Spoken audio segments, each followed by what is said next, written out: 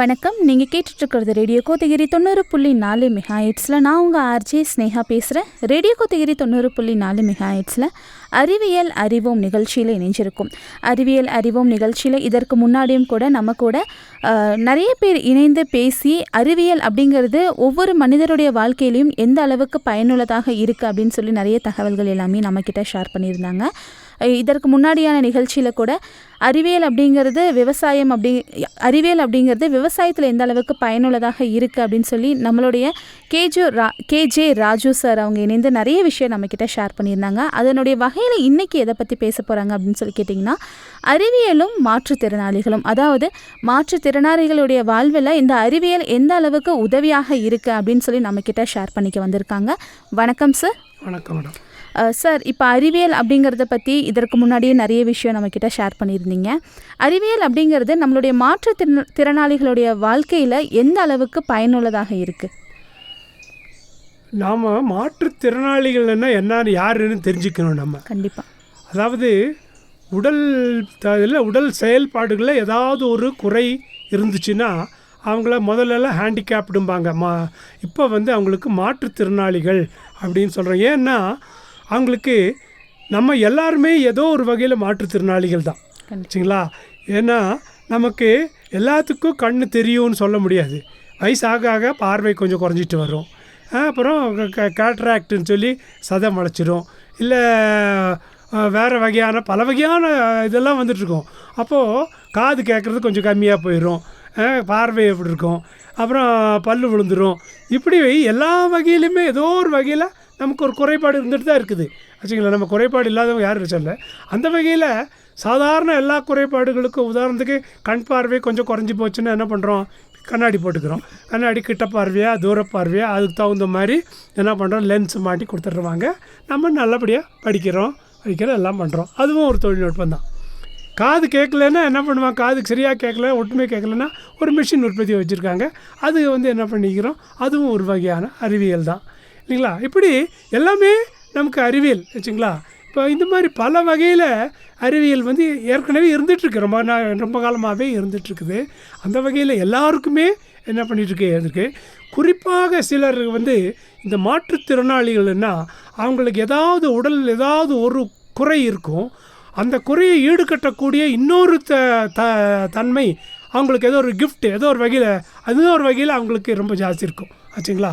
அப்போ கண் இல்லைன்னா கூட கண் தெரியாதவங்களுக்கு என்ன இருக்கும்? நல்ல மெமரி பவர் நல்லா இருக்கும், நல்ல உணர்வுகள் ஜாஸ்தி இருக்கும், ஆச்சுங்களா? இல்லைன்னா இந்த ஸ்மெல்லை வச்சே கண்டுபிடிச்சிருவாங்க. இந்த மாதிரி இயற்கையாகவே என்ன பண்ணும்? ஏதோ ஒரு வகையில் இன்னொரு திறமையை கொடுத்துருக்கும், ஆச்சுங்களா? அப்போது அந்த குறைபாடு இருக்கவங்கள்ட்ட என்ன திறமை இருக்குங்கிறதால நான் கண்டுபிடிச்சி அதை ஊக்குவிக்கணும் அப்படிங்கிறதா. அந்த வகையில் அறிவியல் நிறைய செயல்படுகிறது. Okay sir. இப்போது நீங்கள் சொல்லியிருந்தீங்க மாற்றுத்திறனாளிகள் அப்படின்னு சொல்லி பார்த்தோம் அப்படின்னா உடல் நலத்தில் ஏதோ ஒரு வகையில் ஒரு குறை இருக்கவங்க அப்படின்னு சொல்லியிருந்தீங்க. இந்த குறைகளை சரி செய்கிறதுக்கு இந்த அறிவியல் அப்படிங்கிறது எந்த வகையில் அவங்களுக்கு பயனுள்ளதாக இருக்குது? இல்லை, இப்போது நவீன அறிவியல் எடுத்துட்டோம்னா நிறைய புதுசாக நிறைய வந்திருக்குங்க. உதாரணத்துக்கு இப்போது புதிய அறிவியல் சொன்னால் ஆர்டிஃபிஷியல் இன்டெலிஜென்ஸ், செயற்கை அறிவுன்னு சொல்கிறாங்க. இந்த செயற்கை அறிவுன்னு என்ன அர்த்தம்னா, இந்த மனித மூளையவே ஒரு ரோபோ மாதிரி பண்ணி வச்சுருக்குறாங்க, ஆச்சுங்களா? அது நம்ம மனித மூளையில் 10,000 கோடி நியூரான்கள் இருக்கும்பாங்க. ஒவ்வொரு நியூரானும் 1000 நியூரானோட கனெக்ஷன் இருக்குது. அப்போது நம்ம மனசுங்கிறது, உடம்பு வேலை செய்கிறது, இத்தனையும் எல்லாம் எதனுடைய வேலை? மூளை செய்யக்கூடிய வேலை. அதை அப்படியே இன்றைக்கி அறிவியலில் ஒரு மாடல் பண்ணி வச்சுருக்குறாங்க. அந்த வகையில் இப்போ புதுசாக என்ன கண்டுபிடிச்சிருக்காங்கன்னா, ஒரு ஹெல்மெட் ஒன்று கண்டுபிடிச்சிருக்காங்க. இந்த மாற்றுத்திறனை கண்ணு தெரியாதவங்க இருக்காங்க இல்லைங்களா, இவங்கெல்லாம் என்ன பண்ணுவாங்க? அப்படியே போகும்போது குட்டியை வச்சு டக்குன்னு தட்டிட்டு போவாங்க. யாராவது ஒருத்தர் கையை பிடிச்சி கூட்டிகிட்டு போகணும். இல்லை, இனிமேல் அந்த ப்ராப்ளமே இல்லை. இவங்க அந்த ஹெல்மெட்டை மாட்டிக்கிட்டோம்னா அந்த ஆர்டிஃபிஷியல் இன்டெலிஜென்ட்டு கரெக்டாக சொல்லும், எங்கே நேராக இப்படி போங்க, அங்கேருந்தே வெளிக்காட்டும். நிறைய வண்டி வருது, ரெட் லைட் எரியுது, நீங்கள் இப்போ கிராஸ் பண்ணலாம், இப்போ எந்த வண்டி வந்துட்டுருக்குது, அப்போ உங்களுக்கு இவ்வளோ தொலைவில் வண்டி வந்துட்டுருக்குது. இப்படி எல்லாத்தையும் என்ன பண்ணும்? இந்த இடத்துல படிக்கட்டு வருது, இந்த இடத்துல ஏற்ற இருக்க வருது, குழி இருக்குது, இது எல்லாத்தையும் இந்த செயற்கை அறிவு காய்ப்போம். அதனால் இனிமேல் அவங்களுக்கு செயற்கை அறிவு இல்லைன்னே சொல்ல முடியாது, வரும், ஆச்சுங்களா? அப்புறம் இன்னும் என்ன கண்டுபிடிச்சிருக்காங்கன்னா, இந்த எலக்ட்ரானிக் ஃபீல்டு இருக்குது, சிப்ஸ் இருப்பாங்க பாரு, சின்ன சின்ன சிம் கார்டு மாதிரி. இத்தினோடு சிம் கார்டு நம்ம செல்ஃபோனில் பார்க்குறோம் இல்லையா, இத்தினோடு சிம் கார்டில் ஆயிரக்கணக்கான விஷயங்களை மேட்ரு அமைச்சு வச்சுருக்கு. அதை விட சிம் கார்டு, சின்ன சிம் கார்டு பண்ணி என்ன பண்ணுவாங்கனாக்க கண்ணு சுத்தமாக தெரியாதவங்களுக்கு அவங்க விழியில் லென்ஸில் பொருத்திடுவாங்க. இது என்ன பண்ணும், ஒளியை வாங்கும். அதாவது நம்ம கண் தெரியுதுன்னா என்ன அர்த்தம்னா, நமக்கு ஒளி நேராக அந்த கண்ணில் இப்போ விழி லென்ஸு சொல்லுவாங்க இல்லைங்களா, அதில் படுது. அது மூளைக்கு போகுது. மூளை பார்த்துட்டு இதுதான் நம்ம இப்போ இதுதான் செடி, இதுதான் மரம்னு சொல்லுது. இதே வேலையை இப்போ கண்ணு தெரியாதவங்களுக்கு என்ன பண்ணுதுன்னா, அந்த ஒளி வந்து உள்ள அந்த விழி லென்ஸுக்கு போய் சேர்றதில்ல, அல்லது விழி லென்ஸு டேமேஜ் ஆகிருக்கலாம், சரிங்களா. அப்போ அந்த விழி லென்ஸு செய்யக்கூடிய வேலை எது செய்யும், இந்த சின்ன ஸ்டிப் செய்யும். அதை ஒன்றை ஃபிட் பண்ணிட்டாங்கன்னா அது எந்த பொருளை பார்க்குறோமோ அந்த பொருள் பார்க்குது. அது நேரம் மூளைக்கு தகவல் கொடுக்குது. இது வந்து தண்ணி, இது வந்து இதுன்னு அதை காமிக்குது. அப்போ அவங்களுக்கு கண்ணே தெரியாதவங்களுக்கு, பிறவியிலேயே குருட கண்ணு தெரியாதவங்களுக்கு இப்போ இருக்கிற நிலையில் பாதி தெரியுதாம்மா, ஆச்சுங்களா. பாதி வந்து இப்போ இதை கண்டுபிடிக்கலாம் அப்படின்னு சொல்லக்கூடிய சிப்ஸ் போட்டிருக்கிறாங்க. அதே மாதிரி காது கேட்காதவங்களுக்கும் அதே தான். அதாவது ஒரு சின்ன சிப்ஸு உள்ளே வந்து ஃபிக்ஸ் பண்ணிடுவாங்க. அப்போ இந்த காது ஒலி என்ன இப்போ இருக்கக்கூடிய அந்த இயரிங் மெஷின்பாங்க, அது என்ன பண்ணும், அதை வாங்கி அதை கொஞ்சம் வைப்ரேஷன், அந்த ஒலியினுடைய அதிர்வுகளை தூக்கி விட்டு என்ன பண்ணுவோம், காது கேட்குற மாதிரி பண்ணும், சரிங்களா. சுத்தமாக டெஃப் அண்ட் டம்புங்கிறவங்களுக்கு என்ன இருக்குது, அந்த ஒலினாலே தெரியாது.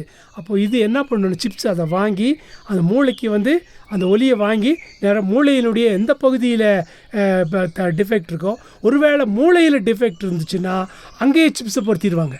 சிலிக்கான் சிப்ஸு மூளையிலே பொருத்திட்டோம்னா அது காமிக்கும், சரிங்களா. காது கேட்குற பண்ணலாம். இந்த மாதிரி இப்போது 2 காலும் இல்லாத நிறைய பேர் இருக்கிறாங்க. அவங்களுக்கு செயற்கை கால் பொறுத்துறாங்க. முதல்ல மாதிரி கட்டாயங்கிறதுலாம் கிடையாது. இப்போ எப்படின்னு கேட்டிங்கன்னா, அந்த நம்ம 2 கை இல்லைன்னு வச்சுக்கோங்க, 2 கை இல்லைன்னா கூட செயற்கையை பொருத்திடுவாங்க. நம்ம என்ன பண்ணுறோம், இப்போ நம்ம கையை தூக்கணும் அப்படின்னு நினச்சோம்னா அது என்ன பண்ணும், அந்த செயற்கை கை தூக்கும். ஏன்னா சிலிக்கான் சிப்ஸு ஒன்று மூளையில் பொருத்தி வச்சுருக்காங்க. இப்போ இந்த இதில் என்ன பண்ணியிருக்காங்க, இந்த எலக்ட்ரானிக் இப்போ புதுசாக கற்ற டெக்னாலஜிக்கு 2 கையை பொருத்திருக்காங்க. 2மே செயற்கைக்கு ஒரு உணர்ச்சியே இல்லை. அது எப்படி ஒரு தொட்டோம்னா, நம்ம கையில் ஏதோ ஒன்று தொட்டோம்னா சுடுதுன்னு தெரியுது இல்லைங்களா, அது காமிக்கும், சூடு காமிக்கும். இது சாப்பாடு சூடாக இருக்குன்னா நான் செயற்கை காமிக்கும். நம்ம இப்போ இந்த கை எப்படி என்னெல்லாம் வேலை செய்யுமோ அது அந்த கை வேலை செய்யும். அதே மாதிரி கால் 2 இல்லாதவங்களுக்கு காலில் கொடுத்துருப்பாங்க.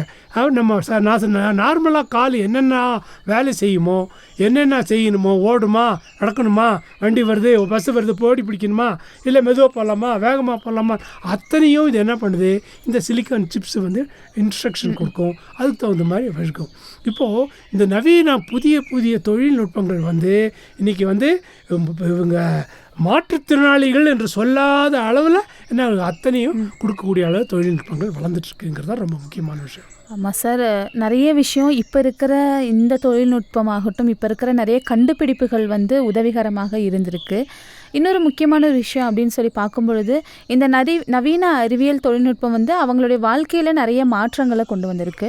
இப்போ இவங்க இந்த மாதிரி பயன்படுத்துறது, அதாவது ஒரு மாற்றுத்திறனாளிகள் சொன்னாங்க, ஒரு வீட்லேயே இருப்பாங்க, வெளியில் போக மாட்டாங்க, அவங்களுக்கு யாராவது ஒருத்தருடைய உதவி தேவை அப்படின்ற ஒரு சுச்சுவேஷனில் போய் இப்போ அந்த அறிவியல் ரொம்பவே பயனுள்ளதாக இருக்குது. அறிவியல் மாற்றங்கள்னாலையும் அந்த கண்டுபிடிப்புகள்னால இவங்க அதை பயன்படுத்தும் பொழுது இவங்க வாழ்க்கையில் ஏற்படுற மாற்றங்கள் என்ன சார்? நிறைய இருக்குது. உதாரணத்துக்கு இப்போல்லாம் கம்ப்யூட்டர் வேலை செய்கிறது தான் இல்லைங்களா. இப்போது கம்ப்யூட்டர் கண்டுபிடிச்சிருக்காங்க. 2 கை இல்லாத பெட்டை விட்டு எந்திரிக்க முடியாத மாற்றுத்திறனாளி இருக்கிறாங்க. அவங்க என்ன பண்ணுவாங்க, அப்படியே இந்த கம்ப்யூட்டர் ஸ்க்ரீன் இருக்கும் இல்லைங்களா, அதில் எழுத்துக்கள் வரும். இவங்க எந்த எழுத்து அப்படியே உத்து பார்த்தாங்கன்னா அந்த எழுத்து முன்னால் விழுந்துடும், ஆச்சுங்களா. அப்புறம் அடுத்தது என்ன எழுத்து வேணும், அவங்க எதையோ சொல்லணும்னு விரும்புகிறாங்களா, கையில் வந்து டைப் பண்ண முடியாது, ஆச்சுங்களா. அவங்க என்ன பண்ணுவாங்க, எந்த இதை அப்படி பார்த்தாங்கன்னா அது அப்படியே வந்து செட் ஆயிரும். இப்போது இவங்க எந்த எழுதணும், என்ன செய்தி அனுப்புன்னு சொல்கிறாங்க, அது ஆயிரும். மெசேஜ் உங்களுக்கு போக வேண்டிய இடத்துக்கு போயிடும். கையில் உட்காந்து நம்ம டைப் பண்ணுறதெல்லாம் இவங்க கண்ணாலேயே செய்யலாம், ஆச்சுங்களா. இப்போ ஒரு உதாரணத்துக்கு சொல்கிறேன், நம்ம ஸ்டீஃபன் ஹாக்கிங் சொல்லிட்டு உலக புகழ்பெற்ற விஞ்ஞானி ஒருத்தர், கழுத்துக்கு கீழே எந்த உறுப்பும் வேலை செய்யாதவர், அவர் உட்காந்துக்குவார், அவர் பேசக்கூட முடியாது. அவர் என்ன பண்ண, கன்னத்தினுடைய தசையை மட்டும் லேசாக அசைக்க முடியும், ஆச்சுங்களா.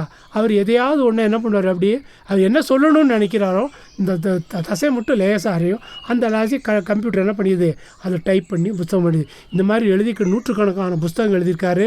உலகத்தினுடைய புகழ்பெற்ற விஞ்ஞானியாக இருந்தார். அப்போது என்ன வேணால் உடம்பினுடைய எந்த பொழுதோ அதெல்லாம் வந்து என்ன பண்ணலாம், இன்றைக்கி கம்ப்யூட்டரே கை கால் படுக்கலை எதுவுமே இல்லைன்னு கூட உட்காந்த இடத்துல உட்காந்துட்டு அவங்க செய்ய முடியும், அவங்க வேலை செய்ய முடியும். வீட்டிலேயே உட்காந்துட்டு கம்ப்யூட்டர் வேலை பண்ணுறாங்க இல்லைங்க, ஐடி ஃபீல்டுக்காரங்க, அந்த வேலையை இவங்களாலும் செய்ய முடியும். இல்லை அவங்க வாழ்வாதாரத்தை செய்ய முடியும். எந்த தொழில் உற்பத்தி பண்ணணுமா, கையில் காலில் நம்மளால் மெஷினை ஆப்ரேட் பண்ண முடியாதுன்னு சொல்ல முடியாது ஆச்சுங்களா. நீங்கள் உங்கள் மூளையில் இந்த மெஷினை ஆப்ரேட் பண்ணுறதுக்கு என்ன பண்ணணும், சுவிட்ச் ஆன் பண்ணால் ஆன் பண்ணு, ஆஃப் பண்ணால் ஆஃப் பண்ணு, இதே இந்த கையை செய்யும் ஆச்சுங்களா.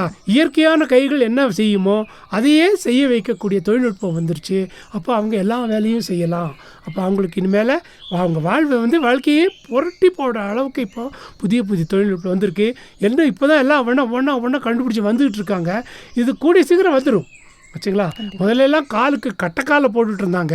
நம்ம அப்துல் கலாம் வந்து என்ன பண்ணார், அந்த ராக்கெட்டை பயன்படுத்தும் போது லேசான போட்டிருந்தாங்க.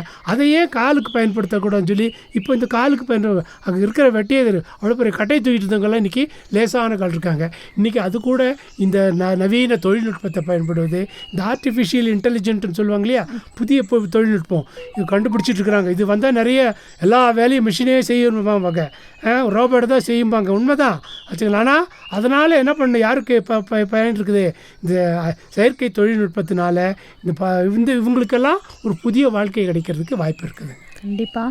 அதாவது செயற்கை தொழில்நுட்பம் அப்படிங்கிறது அவங்களுடைய லைஃப் ஸ்டைலே சேஞ்ச் பண்ணி நார்மலாக இருக்கிறவங்க மாதிரியே நடக்க வைக்கிறாங்க.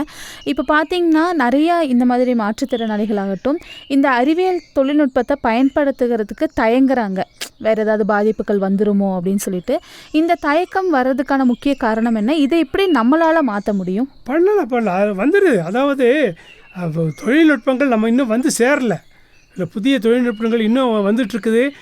மேலை நாடுகள் எல்லா தொழில்நுட்பம் வந்துருச்சு. பணக்கார நாடுகளில் வந்துட்டுருக்காங்க. இப்போ என்ன பிரச்சனைனா, ஒரு தொழில்நுட்பம் ஒன்று கண்டுபிடிச்சாங்கன்னா அதுக்கு பேட்டர்ன் போட்டுருவாங்க ஆச்சுங்களா.